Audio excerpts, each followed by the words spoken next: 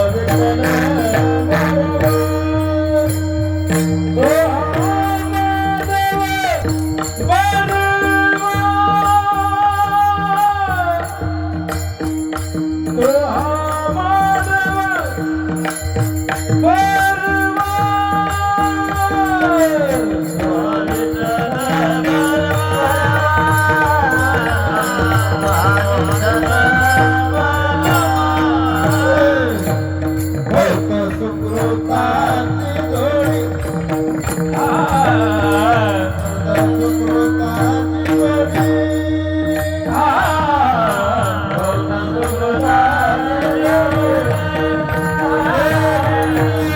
सुकृताची जोडी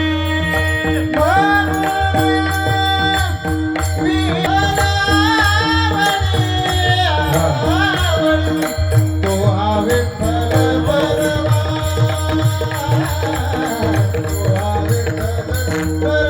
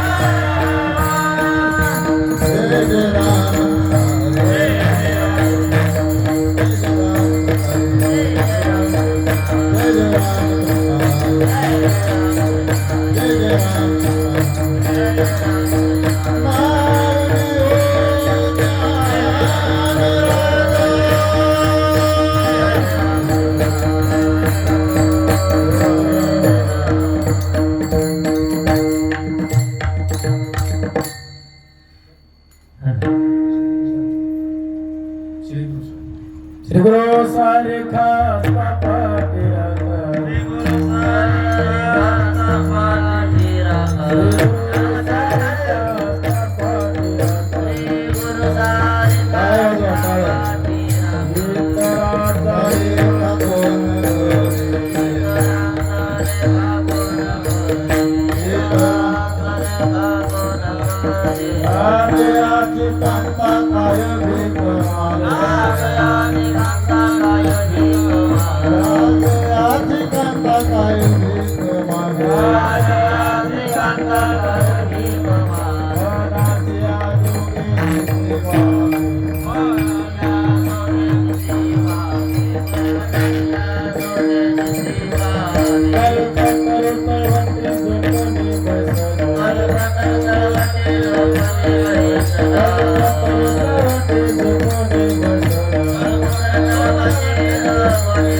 Jaya Vanu Jana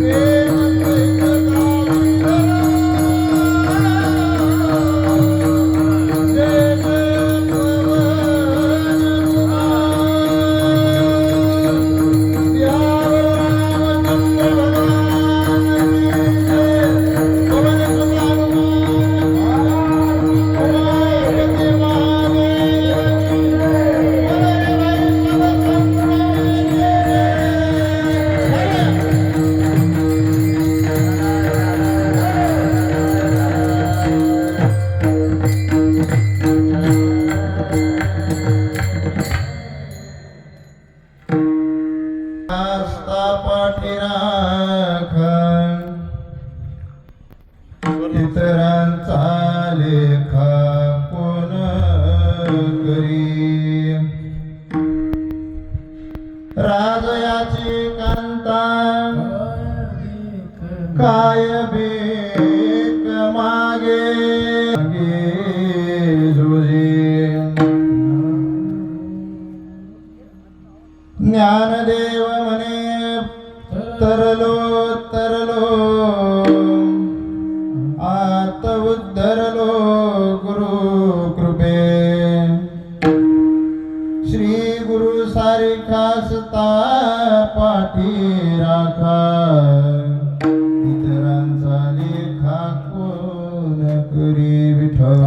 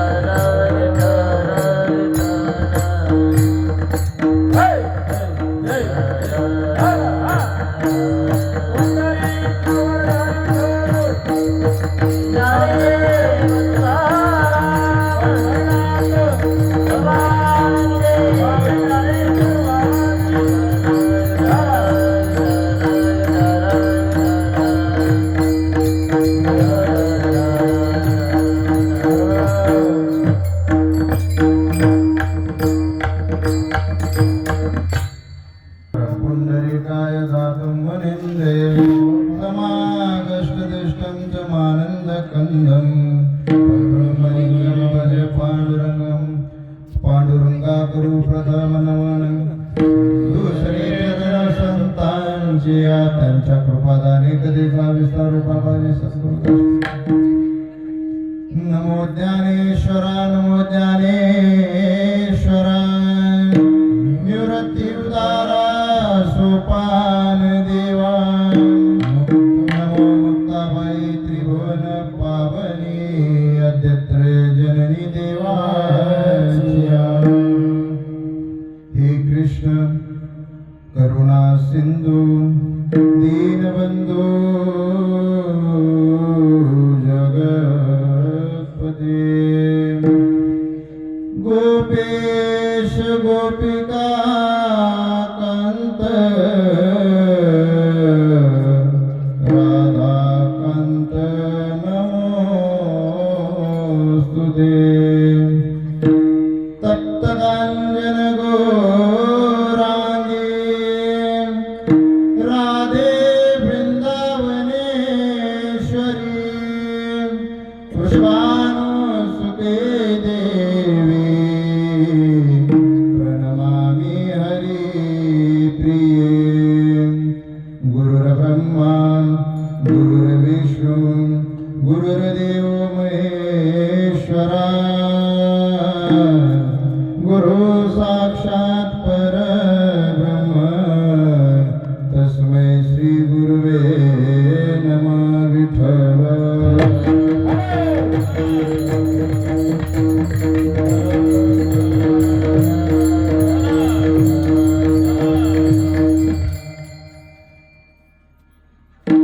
Shri गुरु सारिखास्ता पाठी राखा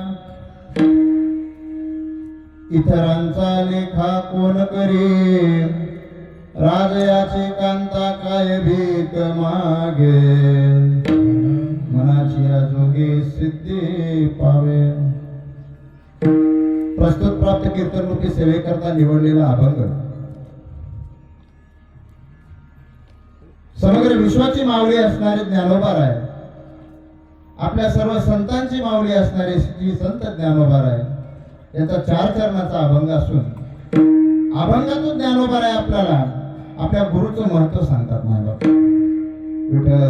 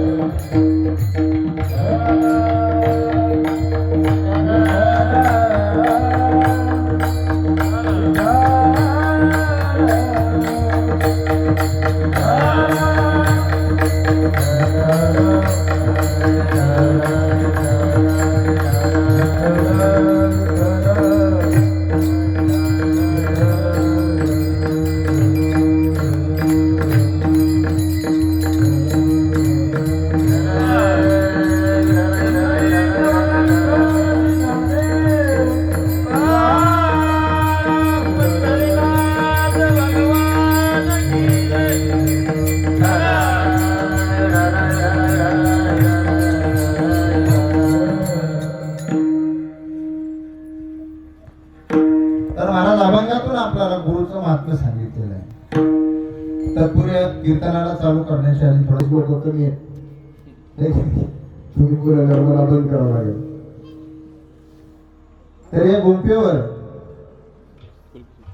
सालावार प्रमाणे चालत आलेला अखंड हरिनाम सप्ताह दरवर्षी कथा होत होती, पण या वर्षी काहीतरी वेगळं नियोजन व्हावं आणि आपल्या पंचक्रोशीतील प्रत्येक सद्भागी मनुष्याला त्याचा लाभ मिळावा या उद्देशानं दररोज वेगवेगळ्या महात्म्यांचं चिंतन इथं ठेवण्यात आलं. आणि आज पहिला दिवस सर्वप्रथम परमपूज्य महामंडलेश्वर स्वामी प्रणवानंद सरस्वतीजी महाराज पूज्य गुरुदेव यांच्या चरणी साष्टांग दंडवत, परमपूज्य ब्रह्मानंद सरस्वतीजी महाराज यांच्याही चरणी साष्टांग दंडवत, जमलेली माझे सर्व ज्येष्ठ श्रेष्ठ माझी मायमाऊली असतील, माझे आप्तशोकी सर्वांच्या चरणी साष्टांग दंडवत. आता काय तुम्ही आजचे ऑप्शन बघत असाल, आजपर्यंत आपण कीर्तन बघितले, पण आपले पहिलेच कीर्तन असं असेल, महाराजच फिरतोय पटका पण आपलाच कार्यक्रम आहे, त्याच्यामुळं काम हे आपल्यालाच करायचं, कीर्तन आपल्यालाच करायचं. पण उद्यापासून आपली इथले कोणती महाराज आहेत बरं का, तुम्ही म्हणशाल दररोज आपल्याला गुंफेवरचे महाराज आहेत, नाही. आता उद्यापासून नवनवीन वेगवेगळे बाहेरचे महाराज लोक येणार आहेत, त्याच्यामुळे सर्वांनी यायचं, आपल्या आजूबाजूच्या घरात बसलेल्या त्यांना घेऊन यायचं. महाराज सर्व टाळकरी, आमचे गजूभाऊ, नंतर गणेशजी महाराज, महात्मा माणूस येते, जीव कुठला होतं, छोट्या भावासारखं सांभाळतात. नंतर आमचे पारे बाबा सदा हसतमुख, 4 दिवसात एकदम गोड स्वभाव. आमचे गजूदादा तर आमच्या सोबतच आहेत, आबाजी महाराज. सर्वांच्या चरणी साष्टांग दंडवत. परत एकदा गुरुदेव चरणी साष्टांग दंडवत आणि कीर्तनाला सुरुवात. विठ्ठल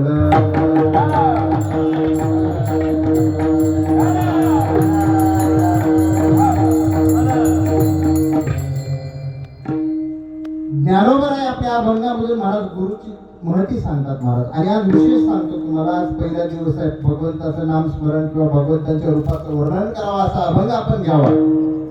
आता म्हणजे देव जिथं बसून आहेत, आता दुसऱ्याच कशाला घ्यायचं महाराज. एक लेखक आहे महाराज, तो काय म्हणतो माहिती का, की आपल्या जर यदा कदाचित आयुष्यातून देव निघून गेला तर जमन, पण गुरुला सोडायचं नाही. कारण देव निघून गेला तर गुरु भेटणार नाही, पण गुरु असेल तर देवाला आणायची ताकद सुद्धा आपल्या गुरुमध्ये राहते महाराज. म्हणून कधी जर आयुष्यातून एखादा देव सुटला काही हरकत नाही, पण गुरुला सोडायचं नाही. आणि म्हणून पूज्य गुरुदेवांच्या चरणी, त्यांच्या चरणी ही सेवा समर्पण व्हावी ह्या उद्देशाने हा अभंग घेतलेला महाराज.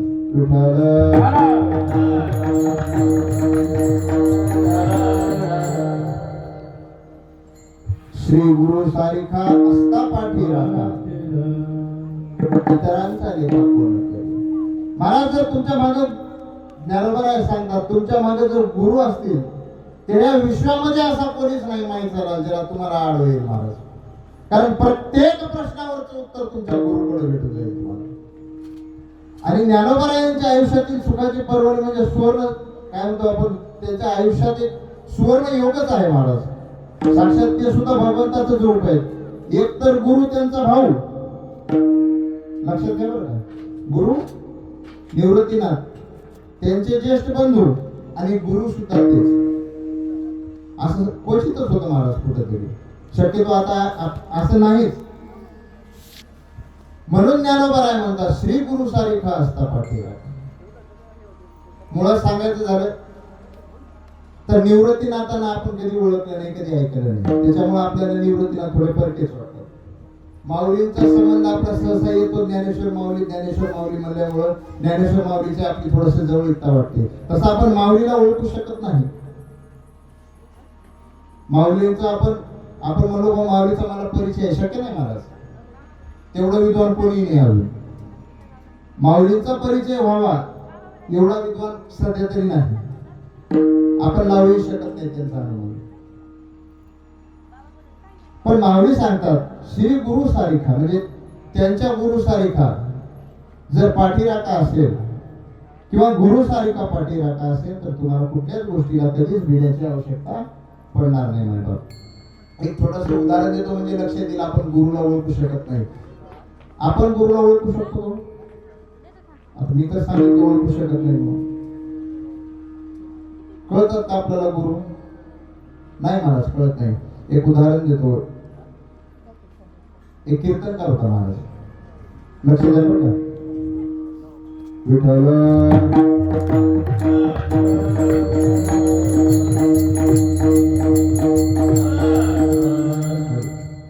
एक कीर्तनकार होता महाराज. ते कीर्तनकार एका दिवशी कीर्तन ऐकण्यासाठी आला. म्हणजे सगळ्या अशा आपल्या महाराष्ट्राच्या परिसरामध्ये प्रसिद्ध असणारा कीर्तनकार, आणि तो गेला कीर्तन ऐकायला. मात्र तिथं गेल्याच्या नंतर त्याला खूप लोक भेटले जे त्याचं कीर्तन ऐकायला जातात. कोणाचं? त्या कीर्तनकाराचं. आता आपल्या युट्यूबवर बघा फेमस बघ म्हणजे कीर्तनकार लोक आहेत. आपल्याला लक्षात येतं बाबा हा हे महाराज आले. मग हे जे आपले भक्तजन कीर्तन ऐकायला गेले होते ते म्हणे बाबा तुम्ही इकडे कसं काय, एवढे तुमचे आधीच एवढे फॅन फॉलोइंग आहे, एवढे मोठे लोक तुम्हाला ऐकतात, मग तुम्ही इथं आज कसं काय आले? ते म्हणे मी बी कीर्तनच ऐकायला आलो. लक्षात घ्या बरं का.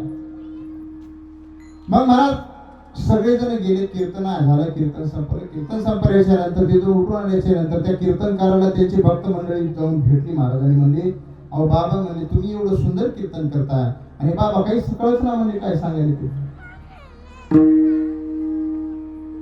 लक्षात घ्या बरं का. कोणाला म्हणतायत? जो प्रसिद्ध कीर्तनकार आहे त्या कीर्तनकाराला त्याचे भक्त मंडळी म्हणतायत. तो प्रसिद्ध कीर्तनकार ज्या कीर्तनकाराचं कीर्तन ऐकायला गेला त्या कीर्तनकाराचं कोणालाच काही कळेना महाराज. मग कीर्तनकार म्हणतो की बाबा हे तुमचा दोष नाही, तुमच्यासारख्यासाठी आम्ही कीर्तनकार आहोत, पण आमच्यासारख्यासाठी ते कीर्तनकार आहेत म्हणतात महाराज. विठ्ठल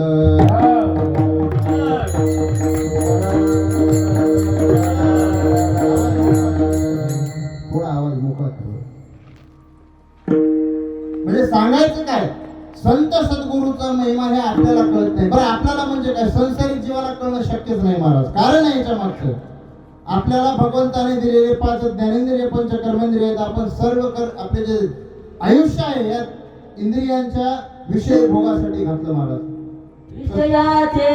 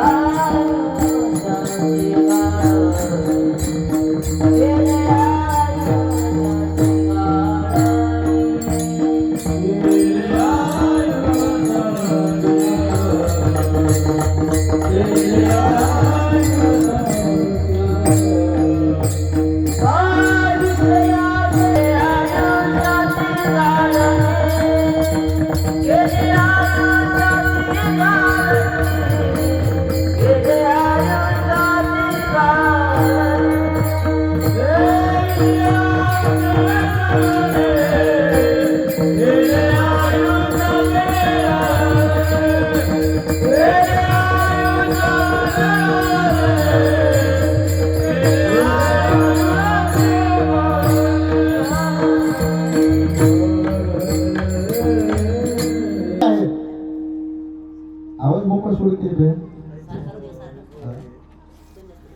विठ्ठल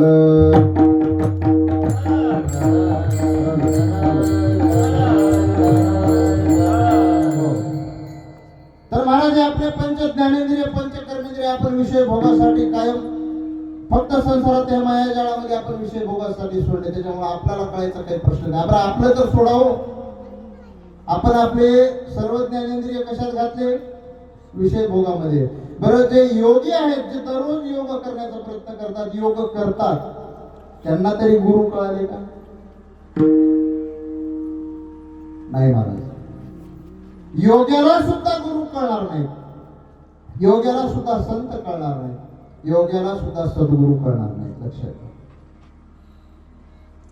बरं योग्याला कळत नाही इथपर्यंतच आहे का? नाही. जो योग करून सिद्ध पावलेला आहे, त्याला सिद्धी प्राप्त आहे, त्याला सुद्धा गुरु कळत नाही. पवना घालवेल पाला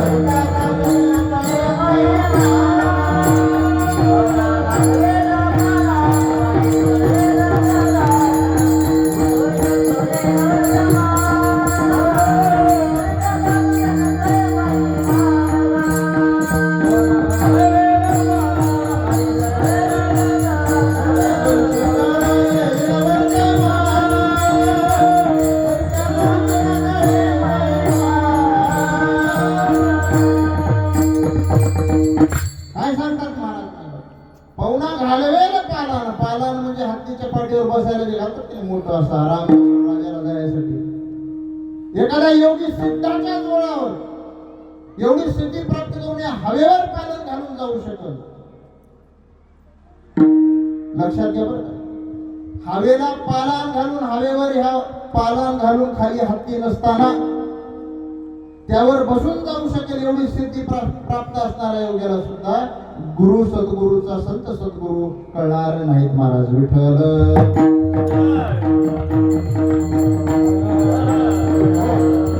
तर पुढं काय सांगतात महाराज, एखाद्या सिद्धीच्या जोरावर आकाशामध्ये चलत जाईल म्हणजे चलत बर का, विमानानं नाही, हेलिकॉप्टरनं नाही, चलत.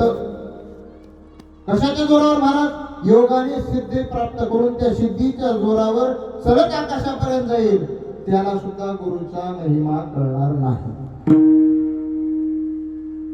बरं याही पुढे जाऊन सांगतात महाराज, अजून सिद्धीच्या जोरावर एखाद्याला भूत भविष्य आणि वर्तमान काळ कुठल्याच मोबाईल न बघता, कुठलाच वृत्तपत्र न बघता, कुठल्याच प्रकारच्या इंटरनेटची सुविधा नसताना, कोणी कानात येऊन न सांगता, जर साधूची इच्छा असेल, त्या सिद्ध पुरुषाची इच्छा असेल, तर त्याला कळेल जेव्हा आता राहटीत काय चालू आहे, आता नांदेडला काय चालू आहे, आता दिल्लीला काय चालू आहे, हे याच ठिकाणी बसून त्या सिद्ध पुरुषाला कळू शकेल.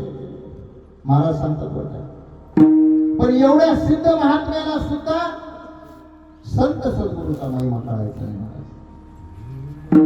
बरं एवढं झालं का, योगी सिद्ध झाला, त्या सिद्धीला कळत नाही म्हणजे पुढं कोणाला तरी कळत असेल नाही महाराज. याच्या पुढची पायरी आहे सिद्धीची. कोणती? अजान सिद्धी. अजान सिद्धी म्हणजे जर एखाद्याने 100 अश्वमेध केले आणि त्याला जर नेऊन तुम्ही इंद्राच्या खुर्चीवर बसवलं, कुठल्याच प्रकारचा योग न करता, कुठल्याच शास्त्रोक्ताचा अभ्यास न करता, त्याला डायरेक्ट सगळ्या सिद्ध्या पूर्ण प्राप्त होतात. म्हणून ते सिद्धी त्याच्या मुखातून जो शब्द बाहेर पडावा ते सिद्धी त्याला प्राप्त होते. त्याला सुद्धा संत सद्गुरू कळणार नाहीत माझ्या लक्षात. याही पुढची एक पायरी आहे ज्याला परोक्ष ज्ञान आहे. परोक्ष ज्ञान म्हणजे कोणतं? देव आहेच, याला कुठल्याच प्रकारचा विकल्प नाही, कुठल्याच प्रकारचा त्याच्या मनामध्ये विचार सुद्धा येत नाही की देव आहे की नाही. आणि त्याने जर जाणून बुजून एखादं पाप केलं, ते पाप सुद्धा गळून पडतं. एवढी ताकद त्याची, त्याला सुद्धा संत सद्गुरू कळत नाहीत.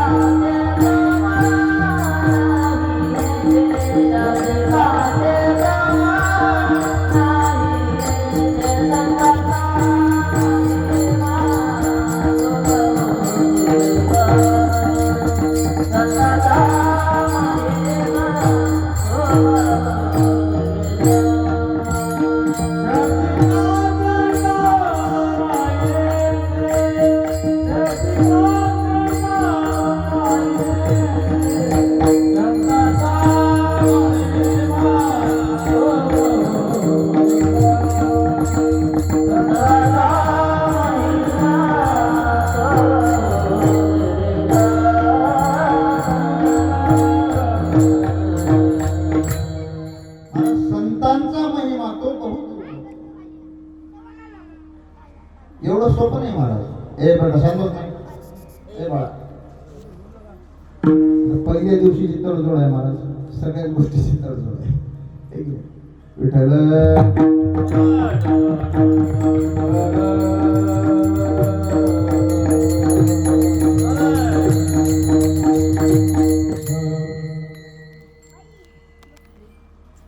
आणि शाब्दिकाचे काम नाही. शाब्दिक म्हणजे इथं परोक्ष ज्ञान ज्याला प्राप्त आहे त्याला शाब्दिक म्हटले आहे.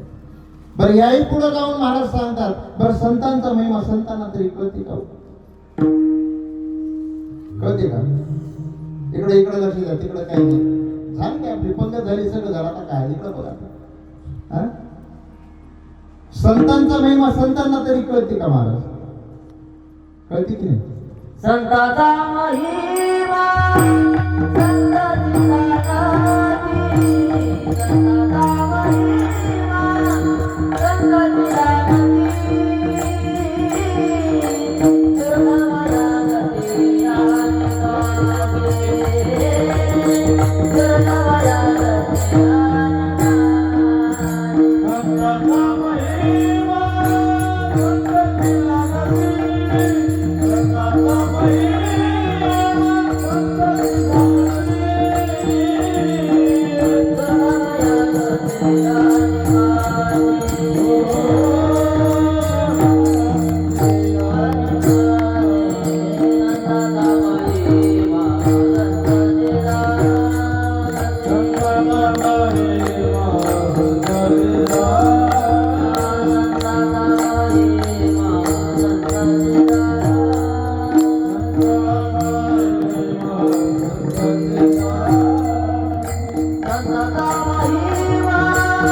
आणि गाती,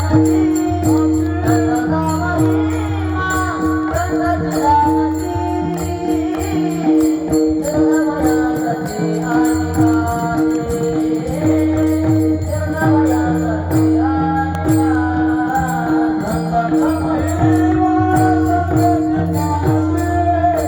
आणि गाती.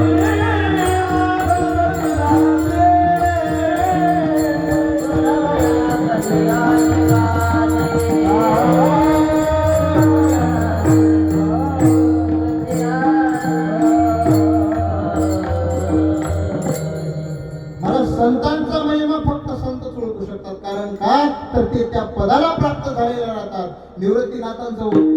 निवृत्तीनाथांना सद्गुरु म्हणून गुरु म्हणून कोण म्हणते, त्यांचं वर्णन कोण करते, हे बी गोष्ट आपण याही गोष्टीचा कुठेतरी विचार केला पाहिजे. उदाहरणामध्ये सांगायचं झालं महाराज तर ज्ञानेश्वर माऊली या विश्वाची माऊली आहेत. ज्ञानेश्वरीचं अजून आकलन होत नाही महाराज सगळ्यांना, आणि त्यांनी निवृत्तीनाथांचं वर्णन करावं, एखाद्याचं वर्णन कोण करतंय ह्यावर सुद्धा त्यांचा महिमा आपल्याला लक्षात येतो महाराज. ज्या अर्थी ज्ञानेश्वर माऊली वर्णन करतात संतांचं, संत सद्गुरूचं, तर विचार करा निवृत्तीनाथांची काय माहिती असेल. लक्षात घ्या. मी म्हणावं, मी जर म्हणलो की बाबा ही गोष्ट खूप सुंदर आहे, खूप चांगली आहे, हे तुम्हाला पटेल.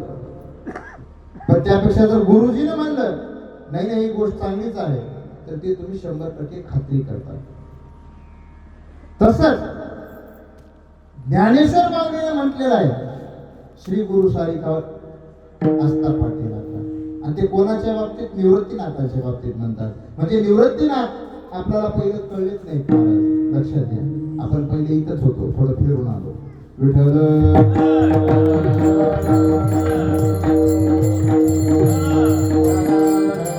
छोटस उदाहरण देतो महाराज. एके दिवशी भगवान विष्णू आपल्या शयेवर आराम करते.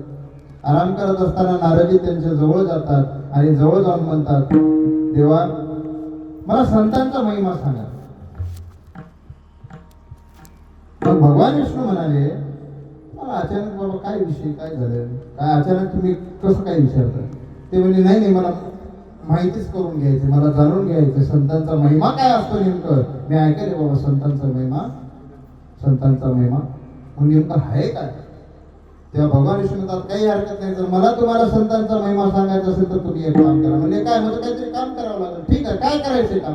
काही नाही, तुम्ही काय करा, इथून जा म्हणजे 100 किलोमीटर दूर, इथे असे एक झाड आहे, त्या झाडावर एक सरडा बसलेला आहे. म्हणजे काय सरडा माहिती ना? माहिती?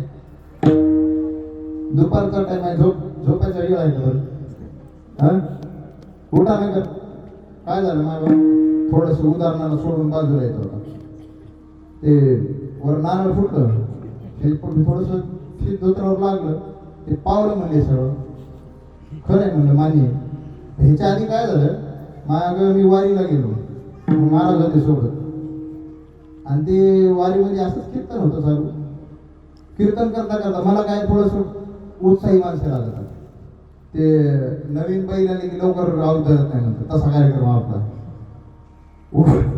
उदळत चलते म्हणतात ते का त्याला अजून सवय आहे ना तर महाराज पावलं खेळता खेळता काष्ट निघून गेला काय करतात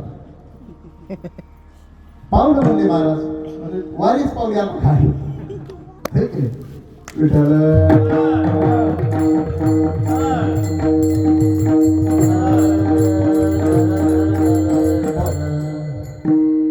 तर महाराज नारदजी विचारतात भगवंताला की देवा संतांचा महिमा काय भगवान सांगतात तुम्ही इथून काय करा 100 किलोमीटर जा आणि 100 किलोमीटर गेल्याच्या नंतर एका झाडावर तुम्हाला सरडा भेटला त्या सरड्याला जाऊन विचारा बाबा संतांचा महिमा काय असं म्हणल्यावर नारदजी म्हणले ठीक आहे तुमच्याकडून जर मला काहीतरी पाहिजे तर मला तुमचं काम करणं गरजेचं आहे ठीक आहे म्हणजे काही हरकत नाही नारदजी गेले महाराज त्या झाडापाशी गेले सरड्याला हुडकिले सरडा फाट्यावर बसला होता नारदजी जवळ जाऊन थांबले आणि सरड्याला म्हणतात अरे सरड्या आणि असं मी देवाकडून आलो रे पण ते संतांचा महिमा काय मी असं विचारलो असता देवाला देवाने सांगितलं की इथे जा आणि सरड्याला विचारा तुम्हाला सरड्याकडून कळलं की संतांचा महिमा काय संत सद्गुरूचा महिमा काय मग महाराज नारदजीने विचारल्याबरोबर ते सरडा नारदजीकडे बघलं वरून टुपकुन्या पडला महाराज खाली आणि मरून गेला जागेवर नारदजी म्हणजे हे काय झालं कडे म्हणजे आता विचारायला आलो होतो झाले एक माझ्यामुळं त्यांच्यावर सरड्याच्या हत्याचं पातक लागलं ना महाराज नारदजी परत गेले भगवंताकडे गेल्याच्या नंतर भगवंताला म्हणतात देवा तुम्ही मला पाठवला होता मी सरड्याला जाऊन विचारलो आणि जसंही मी विचारावं त्या सरडा एकदम माझ्याकडे बघला आणि एकदम टुपकन त्या झाडावर फाटी सोडून गळून पडला आणि जाग्यावर मरून गेला मग भगवंताला लक्षात आलं म्हणजे ठीक आहे मग आता काय करा आता ह्या बाजूला जा म्हणजे 100 किलोमीटर आणि अमुक झाड आहे त्या झाडावर एक पोपट बसलेला आहे त्या पोपटाला जाऊन विचारा म्हणजे संतांचा महिमा काय महाराज नारदजी म्हणजे देवा पहिलेच सरडा मरून गेला तर जाऊन अजून पोपटाला मारायला होता काय ते म्हणजे नाही तुम्ही जा कारण माझं काम कर नाही तुम्हाला संतांचा महिमा ऐकायचा आहे तर माझ्यासाठी तुम्हाला तिथं जाणंच आहे ते माझं काम आहे ठीक आहे नारदजी गेले महाराज गेल्याच्या नंतर तिथं जाऊन बघितले ते झाड ओळखलं झाडावर एक पोपट बसला होता त्या पोपटाच्या जवळ गेल्याच्या नंतर पोपटाला जाऊन म्हणतात अरे पोपट दादा आणि असं मला भगवंतानं पाठवलेलं आहे मी भगवंताला विचारलो म्हणजे संतांचा महिमा काय ते देवानं तुझ्याकडे पाठवलं आणि सांगतात की पोपटाला जाऊन विचारा म्हणजे तुम्हाला संतांचा महिमा काय ते कळेल असं म्हणल्याबरोबर महाराज ते पोपट बघलं नारदजीकडून अजून तो पुकण्या गळून पडलं आता नारदजीला टेन्शन आलं पहिलं सरडा मेला आता पोपट गेला नारदजी लगेच आले भगवंताकडे देवाला म्हणतात देवा पहिले पाठवल्या सरडा मेला आता पाठवल्या पोपट मेला संतांचा महिमा काय सांगा आता देव म्हणतात आता एक काम करा इथून 500 किलोमीटर दूर जा त्या ठिकाणी एका राजाला एक मुलगा झालाय खूप दिवसापासून त्याला मुलगा नव्हता आणि आता तो मुलगा जन्माला आलेला आहे त्याला जाऊन विचारा की संतांचा महिमा काय असं म्हणल्यावर महाराज नारदजी म्हणले देवा सरडा मेला काही फरक पडला नाही पोपट मेला काही फरक पडला नाही राजाचं पोरग मेल्यावर माझं वापस येणं आवड होईल ना आता राजाचं जर लहान लेकरू जन्मलेलं त्याला 20 वर्षापासून पोरगाने तेच मेलं ते राजा सोडून का नारदजीला सोडायचं नाही महाराज मग काय केले देव म्हणजे देव काय ऐकायला तयार नाहीत नारदजीच्या लक्षात आलं म्हणजे आता जावंच लागेल आता आज्ञा आहे महाराज देवाची गेले महाराज राजाला पाहिलं नारदजी आलेले आहेत आणि नारदजी घरी बाळ जन्माला यावं नारदजी सारखा संत आपल्या दाराला यावा तुम्ही महाराज त्यांचा आदरातिथ्य करणार म्हणजे बाळ कुठे आहे गेले बाळाजवळ बघितले बाळाच्या जवळ गेले बघले आता विचारू की नको जीवात धरून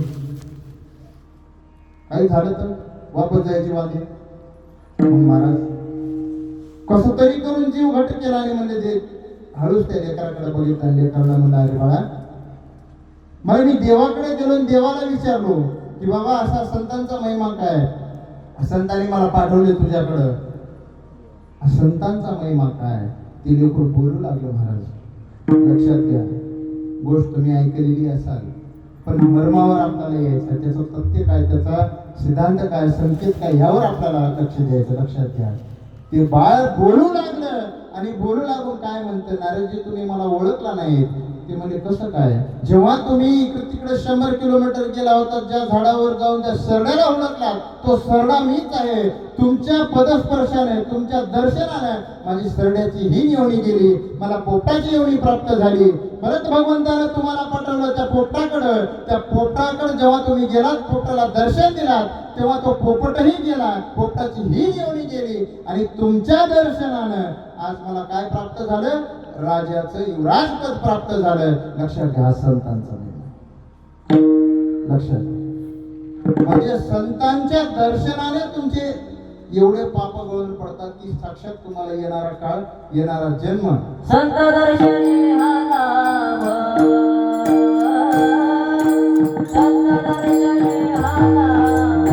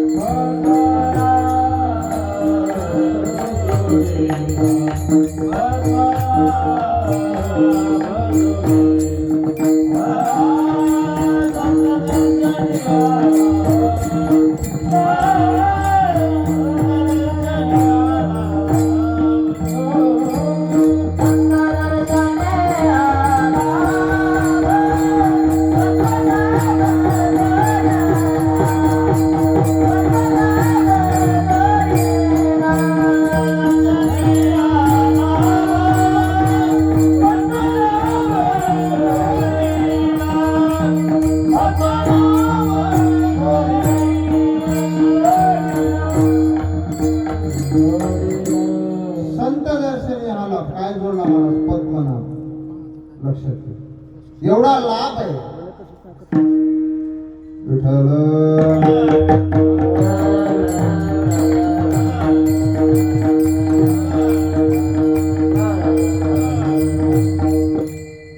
मग महाराज हॅलो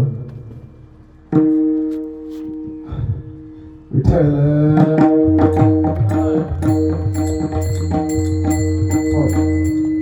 तर महाराज संतांच्या दर्शनाने एवढा लाभ होतो. लक्षात ठेव.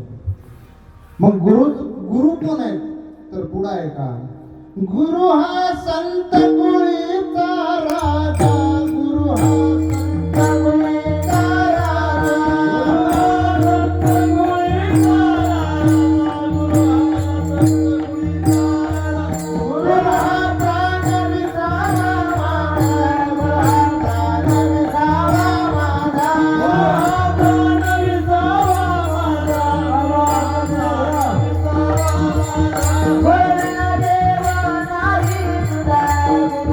देवा नाही तुझा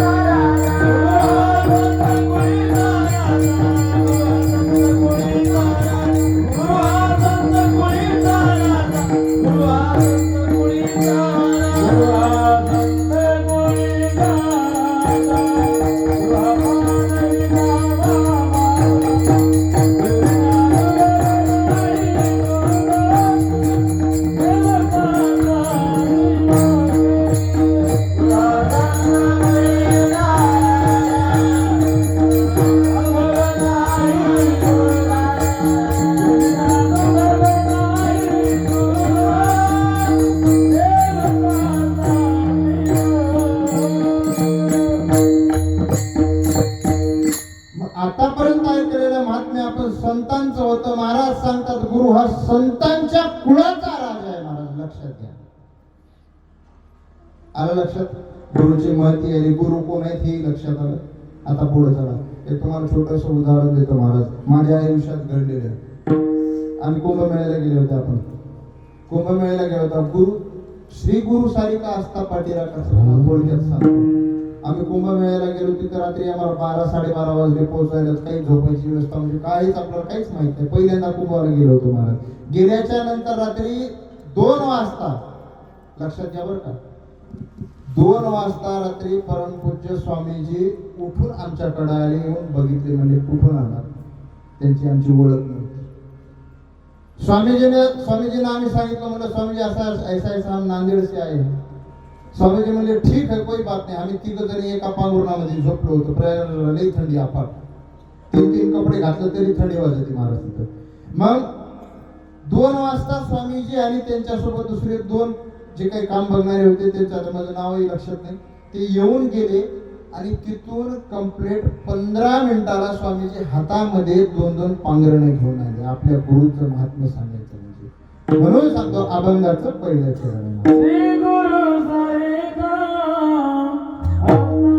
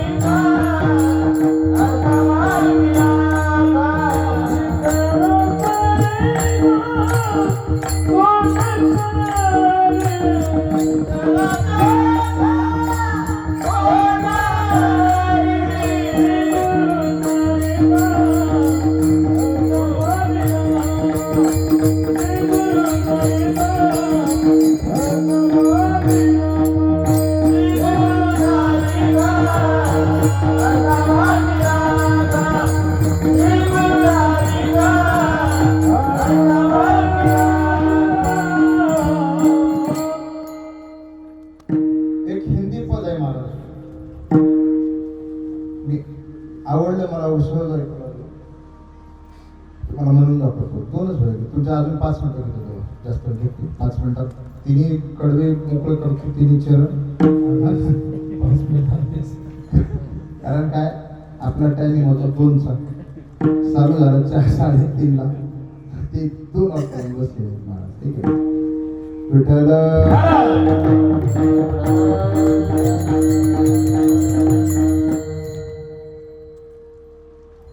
ऐसा क्या काम किया मैंने तेरा, जो तूने मेरा हाथ थाम लिया. मेरी जिंदगी बदल दी तुमने,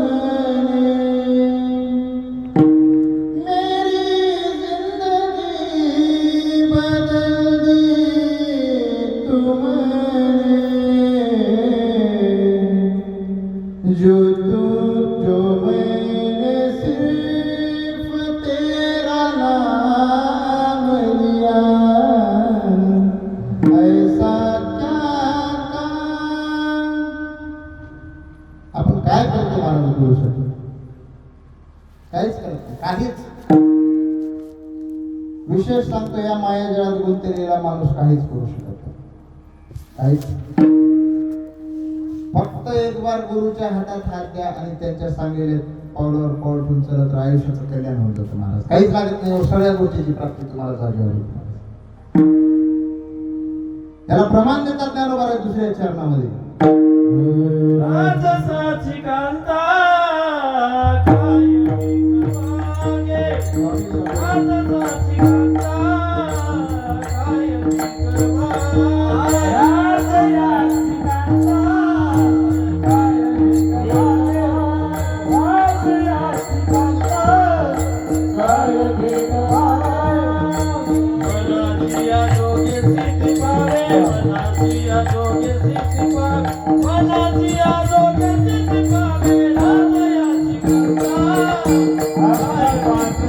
Yeah.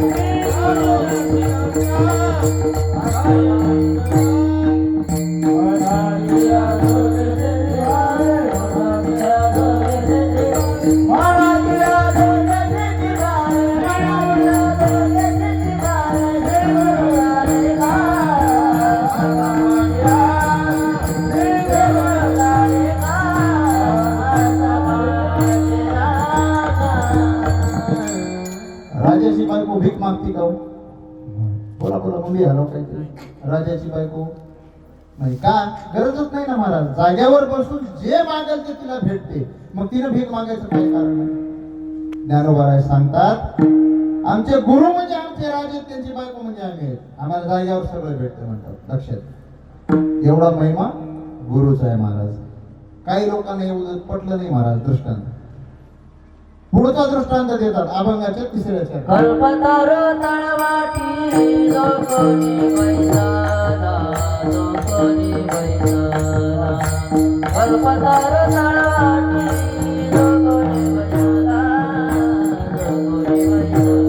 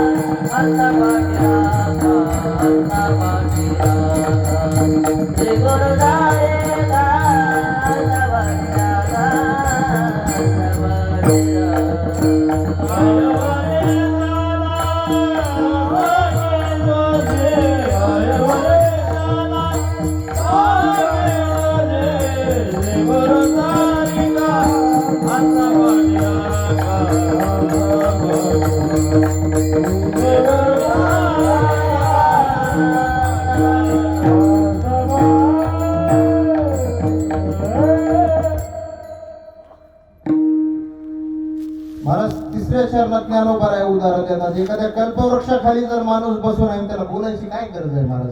मनात ज्या गोष्टीची इच्छा आहे, लक्षात घ्या, कल्पवृक्ष म्हणजे आपण कल्पना केली त्याची प्राप्ती तुम्हाला होते. त्या कल्पवृक्षाखाली जर आपण बसून आहात तर तुम्हाला तोंडाला बोलून सांगायची काय गरज आहे? फक्त कल्पना करा, तुम्हाला सगळ्या गोष्टीची प्राप्ती आहे. ज्ञानोबा काय म्हणतात? आमचे गुरु म्हणजे आमच्यासाठी कल्पवृक्ष आहे. आम्हाला मागायची गरज नाही, फक्त बसून आम्हाला विचार करायचा, आज जिलेबी खायची, समोर जिलेबी येणारच. बुंदी खायची येणार. लक्षात घ्या. म्हणजे गुरुचा महिमा एवढा सांगितलाय की कल्पवृक्षाला गुरु ज्ञानोबा म्हणतात. आमचा गुरु म्हणजे आमच्यासाठी कल्पवृक्ष आहे. लक्षात घ्या महाराज. बरं एवढं सगळं झालं, आता आपण थोड्या वेळासाठी एक श्लोक ऐकू. गुरुर ब्रह्मा गुरुर विष्णू गुरुर्देव महेश्वरा गुरु साक्षात परब्रह्म तस्मै श्री गुरवे नमः. गुरुला काय म्हणले महाराज? ब्रह्मा विष्णू आणि महेश. ब्रह्मदेवाचं काम काय? उत्पत्तीचं. गुरु काय करतो? विद्यार्थ्यांच्या, आपल्या शिष्यांच्या ज्ञानात, शिष्यांच्या आयुष्यात ज्ञानाची उत्पत्ती करतो महाराज. एखादी अडचण असेल तर त्यावर उपाय सांगतो. दुसरं काय? गुरुर ब्रह्मा गुरुर विष्णू. विष्णू म्हणलेलं आहे. विष्णू काय? विष्णूचं काय काम आहे? त्याचं पालन पोषण करणं. तुमच्या मनामध्ये जे काही ज्ञान गुरुनं साठवले, जे काही ज्ञान दिले, ते ज्ञानाचं सांभाळ करण्याचं काम गुरुचं आहे. जर समजा आपण पहिलीला वर्गात गेलो, 1, 2, 3 शिकलो, नंतर शाळेलाच गेलो नाही, तुम्हाला आला असतं का पुढं? नाही. पहिल्या वर्गातही तेच शिकल्या, तेच शिक्षकांना आपल्याला तेच दररोज शिकवलं, पुढच्या वर्गातही शिकवलं, त्याच्या पुढच्या वर्गातही शिकवलं, म्हणजे ज्ञानाचा सांभाळ केला. म्हणून गुरुला विष्णू म्हटले महाराज. आणि तिसरं महेश म्हटले का? महेश काम काय? महेश देवाचं विनाश करणं. महेशाचं काम काय? विनाश करणं. मग विनाश करण्याचं काम, कोणत्या गोष्टीचा विनाश? तुम्हाला जे शिकवलं त्याचा विनाश करण का? नाही. कशाचा विनाश करण? जर समजा यदा कदाचित तुम्हाला कुठली अडचण आली तर त्या अडचण का आली, तर कारण रूपी अविद्येचा नाश करण्याचं काम गुरुचं आहे. म्हणून गुरुला काय म्हणले? ब्रह्मा विष्णू आणि महेश म्हणले. याही पुढे जाऊन काय म्हणतात? गुरुर ब्रह्मा गुरुर विष्णू गुरुदेव गुरु साक्षात परब्रह्म ब्रह्मदेवाची उपमा दिलेली आहे महाराज. लक्षात घ्या, गुरुचा महिमा साधा नाही. आपण काही करू शकत नाही. जेवढं शक्य असेल तेवढं नामस्मरण करायचं, गुरुची सेवा करायची, याच्यापेक्षा जास्त आपण काही करू शकत नाही. तर ज्ञानोबा आहे आपल्याला त्याचं फलित काय 4थ्या चरणात सांगतात महाराज. ज्ञानदेव मारे तरलो तुरे.